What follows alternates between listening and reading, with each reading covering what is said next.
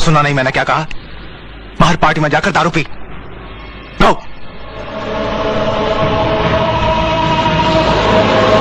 Gate out you bastard.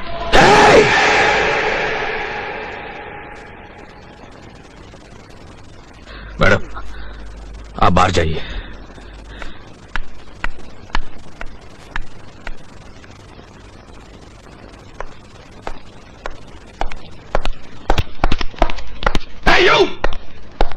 वो तेरी बहन लगती है क्या?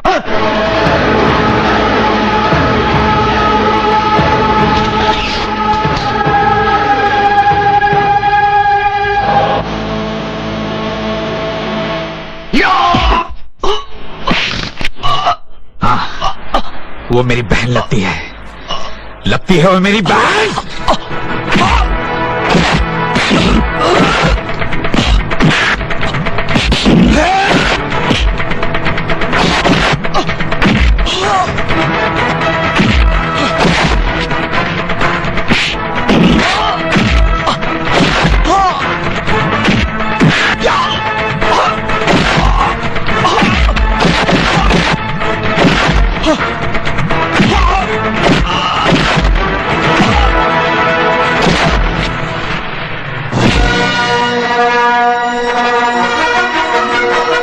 देख लिया किसी की माँ बहन पर बुरी नजर डालने का अंजाम। याद है मैंने तुझे कहा था कि मैं कुछ अपने जैसे ऑफिसर बनाऊंगा जो तुझ जैसे दरिंदों के मुंह पर कसकर तमाचा मार सके।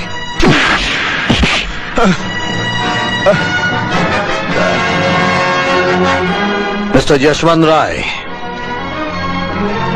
ये तो एक नमूना था, और अगर इसने फिर कभी ऐसी हरकत की तो इसकी भरी जवानी में इसको कंधा देकर तुम अपने आप को बदनसीब बाप कहलाओगे।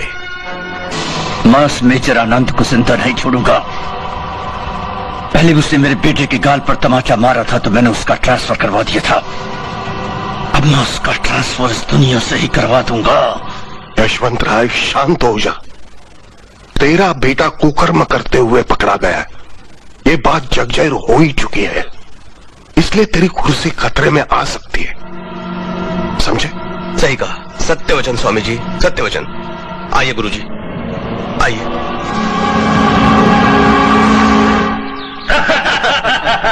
सर मुबारक हो, यशवंत राय की कुर्सी खतरे में आ गई है। आपकी तकदीर अच्छी है कि उसके बेटे प्रकाश राय ने मिलिट्री की पार्टी में एक लड़की को छेड़ा, और वो भी प्रेस रिपोर्टर को। और अखबार वालों ने इसे बहुत उछाला। लेकिन सर, इससे आपकी इमेज को भी खतरा हो सकता है, क्योंकि आप भी उसी पार्टी के हैं। रस्तोगी, हमें किसी से कोई खतरा नहीं है, कोई खतरा नहीं है। राजनीति में सबसे इंपॉर्टेंट होती है image. If image is lost, everything is lost. हमारी इमेज अभी बरकरार है। आज हाईकमांड की मीटिंग होने वाली है जी, सब ठीक हो जाएगा जी। अच्छा, तो यशवंत राय जी, आप अपने बेटे की इस हरकत पर क्या कहेंगे? दरअसल बात का बतंगड़ बनाया जा रहा है। ये सारी आग अपोजिशन की लगाई हुई है। क्या विरोधियों की लगाई हुई है? आपकी बेटे ने जो हरकत की है उसकी वजह से सारी पार्टी की इमेज खराब हो गई। अच्छा, मिस्टर नागेश्वर राव, आपने हर वक्त हमेशा मेरे खिलाफ राजनीति का गंदा खेल खेलने की कोशिश की है। मिस्टर यशवंत राय, गंदा खेल मैं खेल रहा हूं? अरे इसके बेटे ने गंदी हरकतें की जिसकी वजह से देश भर की अखबारों में सुर्खियां बनी हुई हैं, सुर्खियां छप रही हैं, और मुझ पर इल्जाम लगा रहे हो। अरे अगर मैं तेरी जगह होता ना तो इस्तीफा दिया होता। अरे क्या बात करते हो? शांति शांति शांति। शांत हो जाओ, शांत हो जाओ। क्या नाम रोशन, शांत हो जाओ। क्या नाम रोशन किया है? यह कोई मछली बाजार नहीं है। इमेज की बात करता है। यह पार्टी हाई कमान की मीटिंग है। पार्टी का फैसला सुन लो। पार्टी का फैसला यह है कि यशवंत राय जी के बेटे प्रकाश को टिकट नहीं दी जाएगी, क्योंकि उनकी वजह से पार्टी का नाम बदनाम हो चुका है। इसलिए इस चुनाव का टिकट नागेश्वर राव जी के भतीजे धनपत राव को दी जाती है।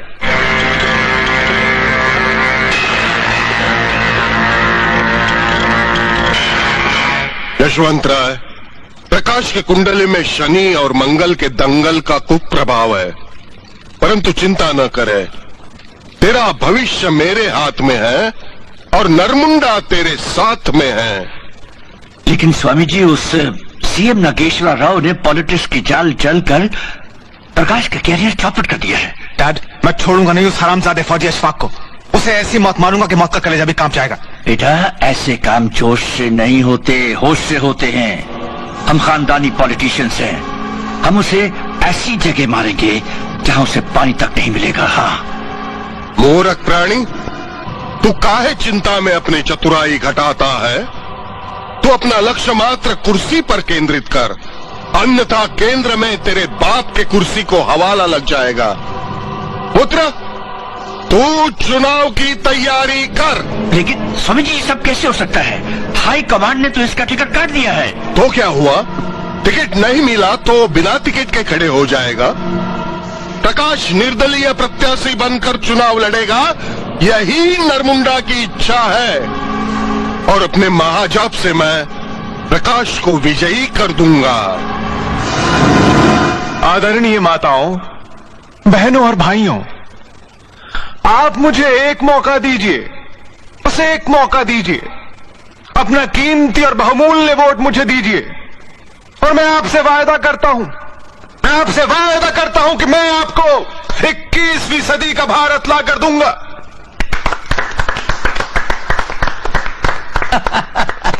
अरे शाबाश बेटे, शाबाश। अरे भाई, ये तो बहुत बढ़िया भाषण है। अरे पांडे, ये भाषण किससे लिखवाया तुमने? प्रभु जी, मेरा एक भतीजा मुंबई में रहता है, दादर खान, फिल्मों में डायलॉग लिखता है, उसी से लिखवाया है 500 रुपए में। अति उत्तम, बड़ा ओजस्वी भाषण है। नरमुंडा प्रसन्न हुआ। 2-4 भाषण और लिखवा लो, कुछ हिंदू एरिया के लिए, कुछ मुसलमान एरिया के लिए। अवश्य स्वामी जी। प्रकाश राय जिंदाबाद, प्रकाश राय जिंदाबाद। हमारा नेता कैसा हो? प्रकाश राय जैसा हो। हमारा नेता कैसा हो? प्रकाश राय जैसा हो। गली गली में शोर है, प्रकाश राय का जोर है। गली गली में शोर है, प्रकाश राय का जोर है। प्रकाश राय जिंदाबाद, प्रकाश राय। अरे ये तो उहे मंत्री की औलाद है, अभी बताते हैं इसे। प्रकाश राय जैसा हो। गली गली में शोर है। अरे लुच्चे, तो क्या शर्म नहीं आवत है? वोट मांगने को आया यहाँ, बहनों की इज्जत खराब किया। तुहार पचड़ा पेपर में पड़े, टीवी में देखे, कौन वोट देगा रे हरामजादे?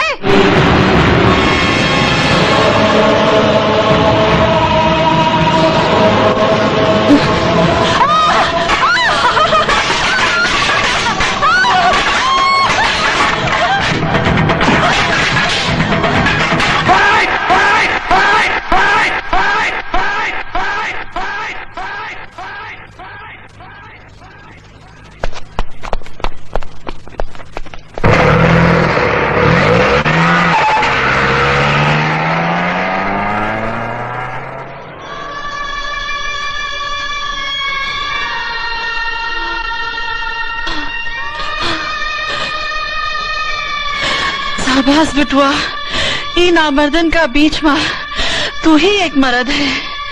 बिटुआ, तो हर जैसन आदमी ऐसा नेता के उखाड़ के फेंक सकत है जो देश को बर्बाद करत रहे हैं।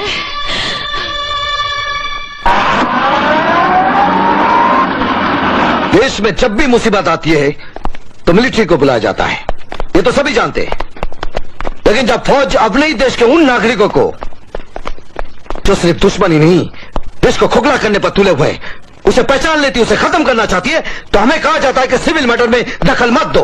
मैं तो कहता हूं कि मिलिट्री की सिर्फ बॉर्डर पर नहीं, उससे कई गुना ज्यादा जरूरत है अपने देश के अंदर।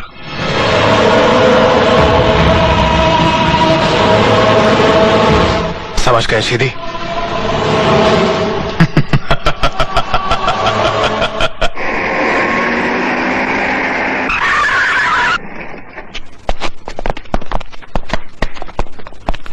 ओ भाइयों, जरा जल्दी वापस आना।